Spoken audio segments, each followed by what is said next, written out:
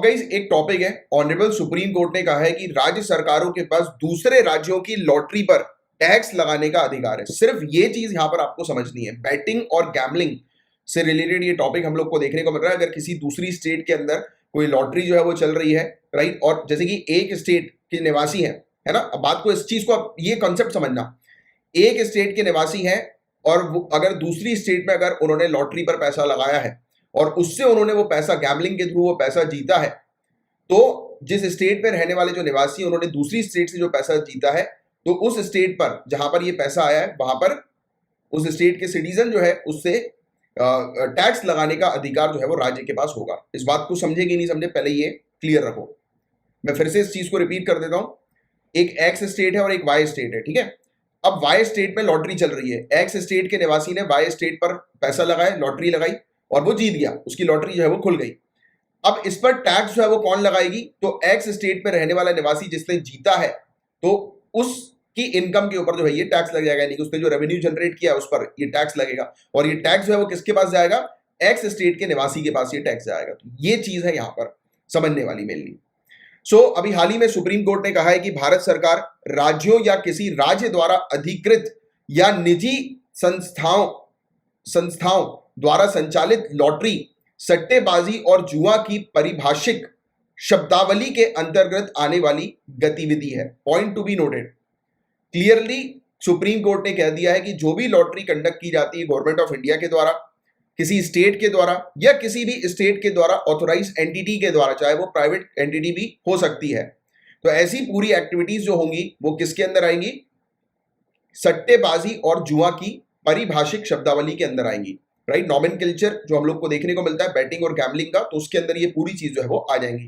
Right. और इसलिए राज्य विधायिका को भारत सरकार या किसी राज्य की सरकार द्वारा या किसी अन्य एजेंसी या किसी विशेष राज्य की संस्था अथवा किसी अधिकृत निजी संस्था द्वारा आयोजित की जा रही लॉटरी योजना पर कर लगाने की शक्ति है।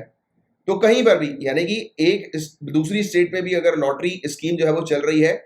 तो उससे आने वाले रेवेन्यू पर एक एक्स स्टेट भी जो है, यानी कि जो अनदर स्टेट जो है वो भी टैक्स लगा सकती है, टैक्स इंपोज कर सकती है। ये जरूरी नहीं है कि उस स्टेट के अंदर उससे रिलेटेड कानून हो या ना हो, बट वो जो रेवेन्यू आएगा उसके ऊपर टैक्स जो है वो स्टेट वो कर सकती है, इंपोज कर सकती है। तो ये पॉइंट आप बहुत अच्छे से ध्यान में रखिएगा।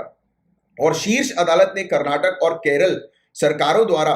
दायर अपीलों को स्वीकार कर लिया है और कर्नाटक और केरल उच्च न्यायालयों, हाईकोर्ट, यानी कि इनके आदेशों को रद्द कर दिया है, जिसमें कहा गया था कि उनके पास लॉटरी पर कर लगाने के लिए विधायी क्षमता का अभाव है। मतलब हुआ यह था कि केरला और कर्नाटक हाईकोर्ट ने क्लियरली ये चीज कह दी थी, केरला और कर्नाटक हाईकोर्ट को, केरला और कर्नाटक सरकार को, कि आपके पास जो है वो कोई एक स्पेशल कानून नहीं है जिसके थ्रू आप जो है वो लॉटरी के ऊपर टैक्स लगाओगे, तो इसलिए ये आप जो है वो टैक्स नहीं लगा सकते। बट इस चीज को ऑनरेबल सुप्रीम कोर्ट ने कहा कि ऐसा नहीं है, बैटिंग और गैम्बलिंग चाहे कहीं पर भी हो, ऑल ओवर टेरिटरी, अगर आपकी स्टेट के सिटीजन उससे अर्निंग कर रहे हैं तो उस पर आप जो है वो टैक्स इंपोज करो। तो ये चीज हम लोग को देखने को मिलती है। तो tax impose by the state legislature of Karnataka and Kerala by the way of impugned acts, इसके लिए मतलब जो रद्द किए जा चुके जो अधिनियम हम लोग को देखने को मिलते हैं उसके माध्यम से अगर टैक्स इंपोज किया जा रहा है, तो it is traceable to the power conferred on the state legislature under entry 62 of the list 2। अब आपको पता है गाइस, आपने 7 शेड्यूल को काफी डिटेल में पढ़ा हुआ है। लिस्ट 1, लिस्ट 2 और लिस्ट 3 इसके अंदर हम लोग को देखने को मिलती है। लिस्ट 1 यूनियन लिस्ट होती है जिस पर केंद्र सरकार जो है वो कानून बनाती है, लिस्ट 2 स्टेट लिस्ट होती है जिस पर